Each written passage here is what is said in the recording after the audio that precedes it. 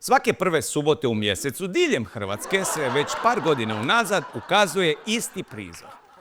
Na prvi pogled čini se da je to okupljanje patuljaka koji traže da im se vrati zlato iskopano u rudnicima u okolici Čavoglava, ali na onaj drugi razvidno je da su u pitanju obični muškarci koji su svoju prirodnu visinu za tu prigodu žrtvovali radi žena. Pod parolom bolje klečiti nego liječiti,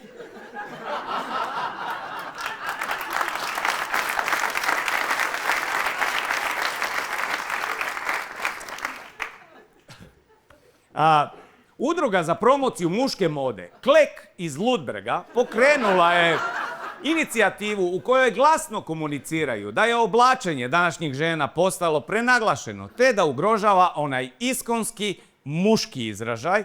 Predsjednik udruge Bartol Stipica, inače hrvatski povratnik iz Michigana, u izjavi za tjedeljnik naglasio je da je klasično muško odijevanje potpuno potisnuto onim što danas vidimo kod modernih žena. To mora prestati.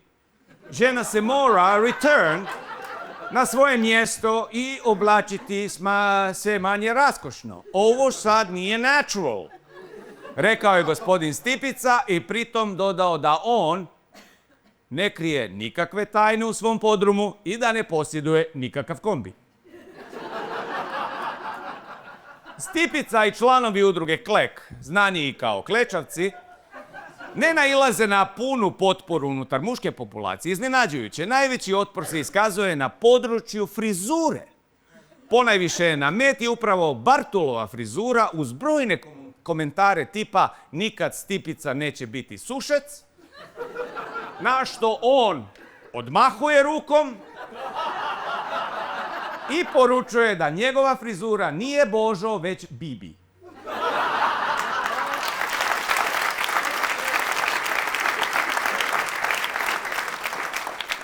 Prema našim saznanjima, kao podrška ovoj inicijativi javila se i tvrtka Drugotna d.o.o.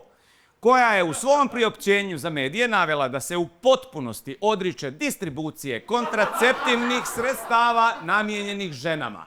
Nek se debljaju, poručila je vlasnica spomenute tvrtke Markica Željkić i dodala da će svoje poslovanje sada usmjeriti u pravcu ortopedskih jastuka za potporu koljenima.